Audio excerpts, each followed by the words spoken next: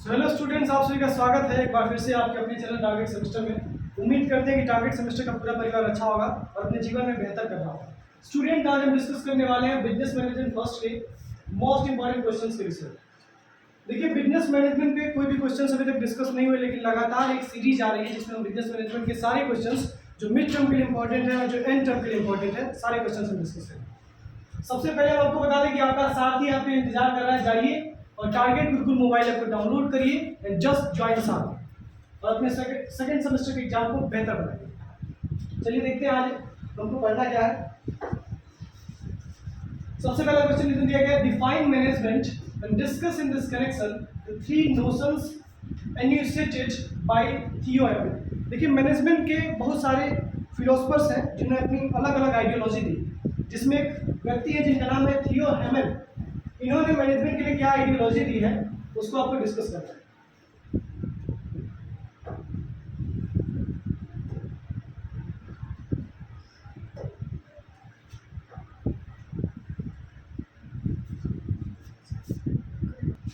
तो थियो हेमन साहब ने क्या कहा है? थियो हेमन साहब की एक पॉपुलर बुक है, बुक का नाम है professional management theory and practice, has used the word management in three different senses, as a noun, as a process and as a discipline. यानी मैनेजमेंट को थियो हेमन साहब ने तीन तरह से डिफाइन किया है। मैनेजमेंट को नाउन की तरह डिफाइन किया है, मैनेजमेंट को प्रक्रिया की तरह डिफाइन किया है और मैनेजमेंट को डिसिप्लिन की तरह डिफाइन किया है। मैनेजमेंट एज अ नाउन क्या मतलब है? तो management is a noun. Firstly, as a noun, management is often used in referring to the group of managerial person of an enterprise. The managerial group includes all those who have supervisory responsibilities over others and the chief executives of the enterprise. Thus, all the persons in an industrial enterprise, from the managing director or the general manager to the first line of supervisor, fall under the category of management. यानी noun की बात करें तो थियो हेमन साहब ने ये कहा है कि मैनेजमेंट में हर वो व्यक्ति आता है जो मैनेजमेंट के लेवल्स में आता है। अब सबसे पहले समझते हैं मैनेजमेंट का लेवल क्या होता है। तो मैनेजमेंट के तीन लेवल्स होते हैं। सबसे टॉप पे आता है top level management, and then आता है middle level management and finally lower level management. अच्छा स्टूडेंट्स, यहाँ से अच्छे खासे क्वेश्चंस बनते हैं। क्वेश्चन ये बन सकता है कि लोअर लेवल मैनेजमेंट का एक और नाम क्या है? तो लोअर लेवल मैनेजमेंट का एक और नाम है सुपरवाइजरी लेवल मैनेजमेंट। क्या नाम है? Supervisory level management. Lower level management का एक और नाम है और वो है ऑपरेशनल लेवल मैनेजमेंट। तो आपको यहां से याद रखना है कि लोअर लेवल मैनेजमेंट के तीन नाम हैं। सबसे पहला लोअर लेवल मैनेजमेंट, दूसरा ऑपरेशनल मैनेजमेंट एंड तीसरा सुपरवाइजिंग मैनेजमेंट। नाउ हम डिस्कस करेंगे कि मैनेजमेंट को एज अ नाउन थियो हेमन साहब ने क्यों डिफाइन किया। अब आप लोग सोच रहे होंगे कि नाउन का मतलब वो है जो आपने अभी तक क्लास 6, 7, 8 में ग्रामर में पढ़ा है, लेकिन there is nothing like that. हम यहाँ पे मैनेजमेंट पढ़ रहे हैं, यहाँ पे हम ग्रामर नहीं पढ़ रहे हैं। यहाँ पे मैनेजमेंट एज अ नाउन का मतलब ये है कि मैनेजमेंट में हर वो मैनेजरियल पर्सनल आता है जो मैनेजरियल पर्सनल हमारे टॉप लेवल मैनेजमेंट का हो, हमारे मिडिल लेवल मैनेजमेंट का हो या फिर हमारे लोअर लेवल मैनेजमेंट का। यानी मैनेजमेंट की हायरार्की में फॉल करने वाला हर एक मैनेजर आपके मैनेजमेंट का पार्ट होता है, अकॉर्डिंग टू थियो हेमन, मैनेजमेंट एज अ नाउन। आगे डिस्कस करते हैं। स्टूडेंट्स, एक चीज आपको ध्यान रखें, आपके पास समय काफी कम है और आपके लिए जो सारथी लॉन्च किया गया है तो सारथी की इंपॉर्टेंस को समझिए एंड जाइए सारथी ज्वाइन करिए और अपनी सेकंड सेमेस्टर की जर्नी को बेहतर बनाइए। यही सही मौका है आपके पास, इसके बाद आपको दोबारा मौका नहीं मिलेगा। आपको पता है कि आपकी डेट शीट्स भी अनाउंस कर दी गई हैं, इस बात का बिल्कुल ध्यान रखें और go and just download target Gurukul mobile app and join साथ। चलिए आगे डिस्कस करते हैं मैनेजमेंट एज अ प्रोसेस। थियो हेमन साहब ने मैनेजमेंट को प्रोसेस भी बताया। प्रोसेस का मतलब होता है प्रक्रिया। अब किसी भी काम को हम प्रक्रिया क्यों कहें, कैसे कहें? तो किसी भी काम को प्रक्रिया तब कहा जा सकता है जब उस काम को करने के लिए कुछ स्टेप्स को फॉलो करना है, उस काम को करने के लिए कुछ चरण हो और उन चरणों का एक सीक्वेंस हो। That means process means any activities which you have to perform by following the sequence of steps. अब यहाँ पे मैनेजमेंट या प्रोसेस का मतलब क्या है? थियो हेमन साहब ने कहा है कि मैनेजमेंट एक प्रक्रिया है। अब ये प्रक्रिया क्यों है कि मैनेजमेंट में 5 स्टेप्स होते हैं, and you know very well, planning, organising, staffing, directing and controlling. There are 5 steps in management: planning, organizing, staffing, directing and controlling. And whenever you want to manage your organization, you have to go through these all 5 steps. This is all about management as a process. तो आप read कर लेते हैं एक बार थियो हेमन साहब ने क्या कहा है. Secondly, the term management is also used as a way of referring to the process of managing. The process of planning, the process of organizing, the process of staffing, the process of guiding, the process of supervising, and the process of controlling. George R. Terry has described management as a distinct process consisting of planning, organizing, actuating, directing, and controlling, applied towards the efforts of the members of the group to utilize efficiently the group human efforts. यानी थियो हेमन के अलावा George टेरी साहब ने भी ये कहा है कि मैनेजमेंट एक ऐसी प्रक्रिया है जिसमें हमको कुछ स्टेप से होकर गुजरना होता है. सबसे पहले हमको प्लानिंग करना होता है, देन हमको ऑर्गेनाइजिंग करना होता है, देन हमको स्टाफिंग करना होता है, then directing and finally controlling करना होता है. दैट्स व्हाई हम ये कह सकते हैं कि मैनेजमेंट एक प्रोसेस है, बिकॉज मैनेजमेंट को करने के लिए कुछ स्टेप्स होते हैं and the steps are very good. Starting at the top and reaching downward, the entity of management can be identified as a distinct process consisting of the fundamental functions of planning, organizing, actuating and controlling. यानी management sir पानी P लीजिए.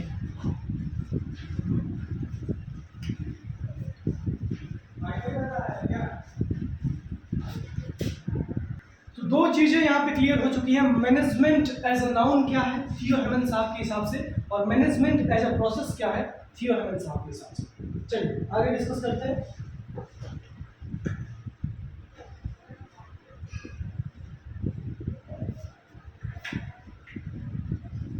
Management as a discipline क्या है? अब आप सभी को पता होगा डिसिप्लिन का मतलब क्या होता है. डिसिप्लिन मतलब अनुशासन. देखिए दुनिया में आप कोई भी काम करते हैं अपने जीवन में, तो आपको उस काम को करने के लिए हमेशा कहा जाता है कि इस काम को आप डिसिप्लिन में करें. जब आप कोई भी काम डिसिप्लिन में करते हैं तो आप हमारी ऑर्गेनाइजेशन का इतना इंपॉर्टेंट फंक्शन मैनेजमेंट, उसको बिना डिसिप्लिन के कैसे पूरा किया जा सकता है.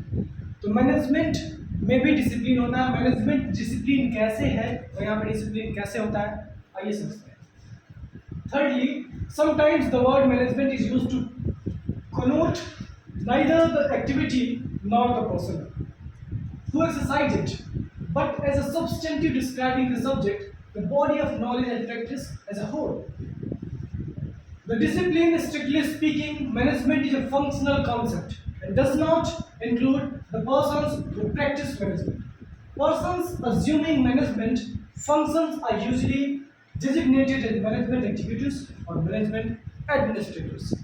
यानी मैनेजमेंट इज अ डिसिप्लिन का मतलब यहाँ पे किसी व्यक्ति की बात नहीं की जा रही है, यहाँ पे किसी एम्प्लॉय की बात नहीं की जा रही है.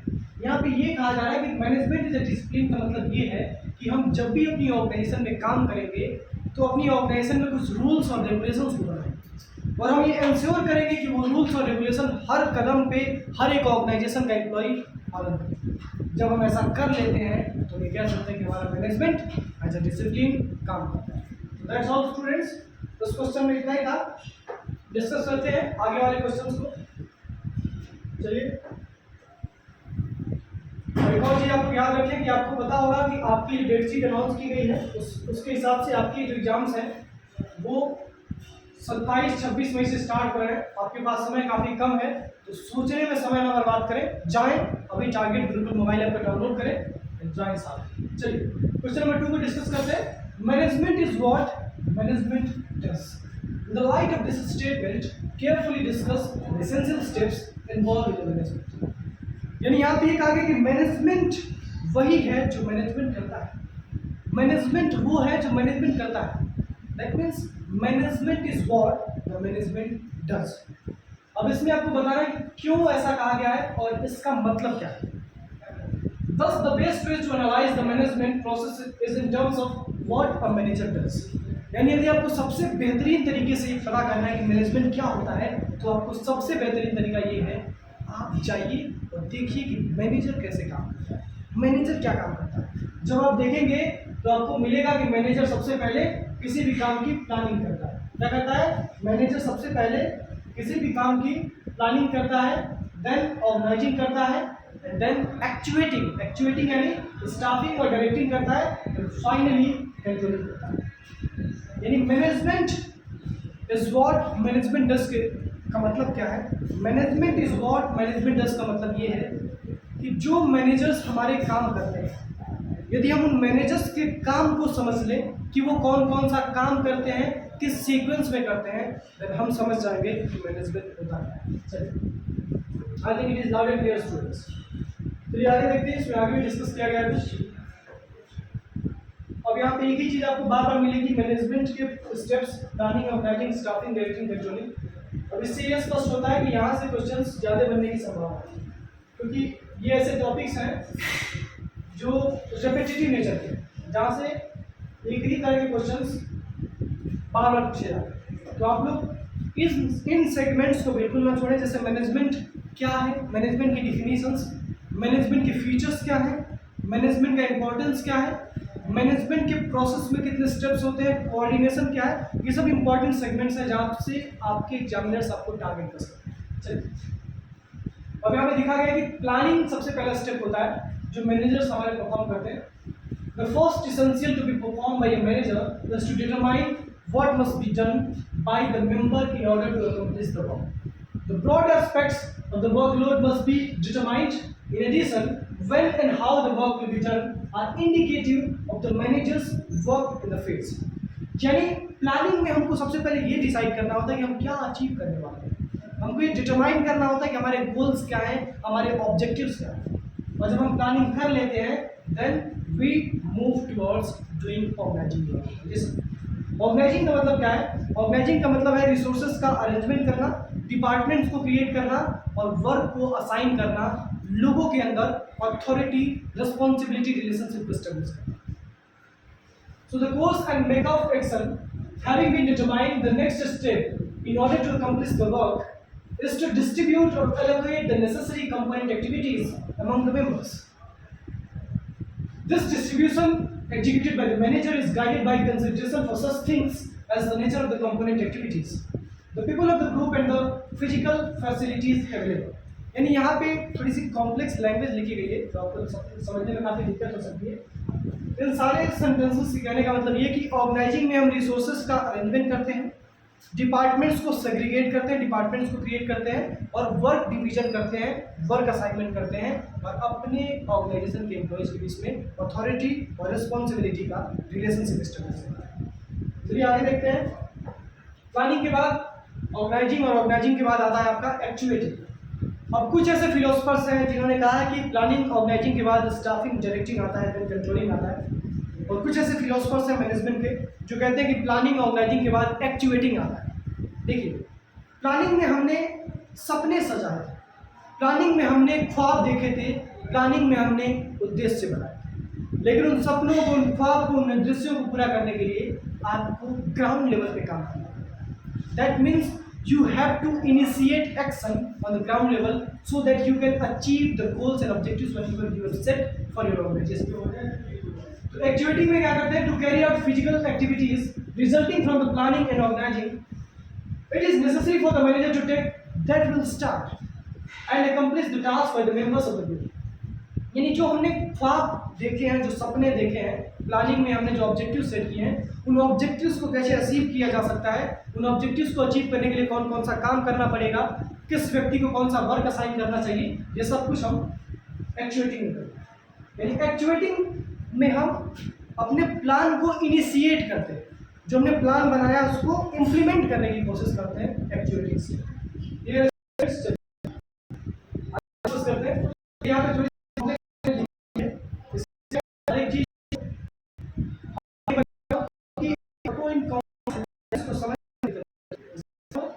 साधारण भाषा में यदि आपके पास कोई भी डाउट है तो डाउट लाइव क्लास होती है सारथी पे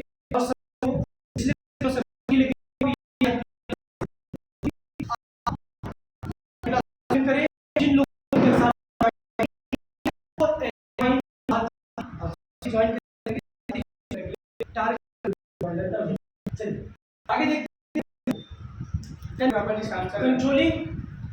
कंट्रोलिंग में हम डिस्कस करेंगे कि हमने जो प्लान बनाया था और हमने जो एक्चुअली अचीव किया उसमें कितना डेविएशन है।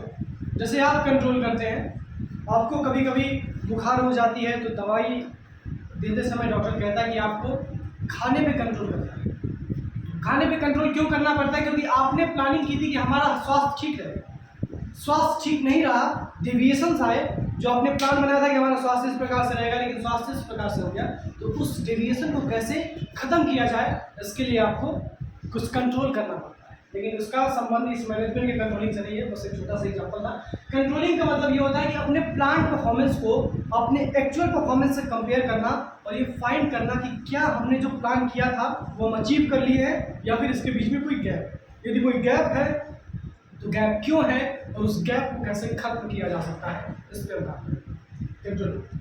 सो managers have always found it desirable to check or follow up what is being done in order to make sure that the work of the others is progressing towards the predetermined objective. The establishing of sound plan, the allotting of component activities required by this plan and the successful actuating of each member do not assure that the undertaking will be a success. यानी आपने केवल plan बना लिया, आपने केवल सपने देख लिए, आपने केवल उद्देश्य बना लिए, तो इससे आप ऑब्जेक्टिव तक नहीं पहुंच पाएंगे। आपको काम करना पड़ेगा, आपको प्लान को इम्प्लीमेंट करना पड़ेगा, तभी आप अपने मकसद में कामयाब हो सकते हैं। This is all about planning, organising, staffing, directing and controlling. हमने दूसरा क्वेश्चन भी डिस्कस कर लिया स्टूडेंट्स। आगे देखते हैं, लास्ट क्वेश्चन है क्वेश्चन नंबर 3, उसको भी डिस्कस कर लेते हैं। इसमें क्या कहा गया?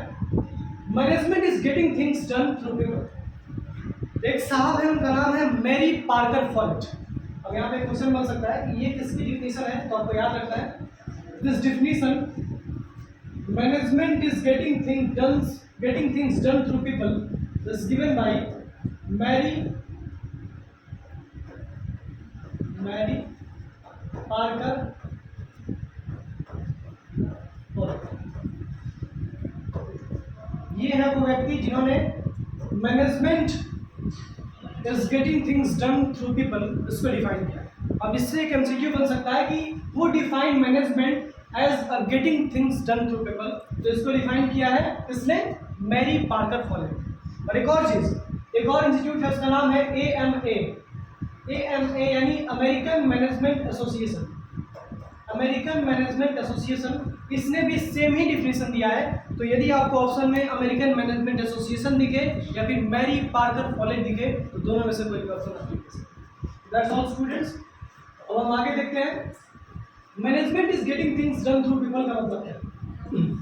Getting things done through people का मतलब ये है कि आप अपना काम दूसरों से करवाते हैं। ये ट्रेडिशनल अप्रोच हुआ करता था मैनेजमेंट का, जब राजा महाराजाओं का जमाना हुआ करता था, तो राजा महाराजा केवल कुर्सी पे बैठा करते थे और वो आदेश दिया करते थे, आप ये काम करिए। वास्तव में जनता की सेवा करना और जनता तक चीज़ों को पहुंचाने की जिम्मेदारी राजा की होती, लेकिन वो राजा अपना काम दूसरों को सौंप देता। इसीलिए जो ट्रेडिशनल अप्रोच के हिसाब से ये डेफिनेशन दिया गया है कि management is getting things done through people, यानी लोगों से काम करवाने को ही मैनेजमेंट है। लेकिन आज अगर आप केवल लोगों से काम करवाएंगे और खुद बैठे रहेंगे तो ऐसे मैनेजमेंट नहीं होते। आपको खुद भी काम करना होगा, लोगों को भी काम करवाना होगा, तब जाके आपका मैनेजमेंट हो पाएगा। और इसका सबसे बेहतरीन एग्जांपल है इलॉन मस्क। आपको पता है इलॉन मस्क अपने एम्प्लॉयज़ के साथ 12-12 घंटे, 10-10 घंटे, यहाँ तक कि 24-24 घंटे काम करते हैं, बिना थके, बिना रुके, कंसिस्टेंसी के साथ। तो वो अप्रोच होना चाहिए यदि आप भी एक मैनेजर बनना चाहते हैं, यदि आप भी एक एंटरप्रेन्योर या बिजनेसमैन बनना चाहते हैं। चलिए, getting things done through people, इसका मतलब क्या है? तो getting things done means to get task and activities carried out.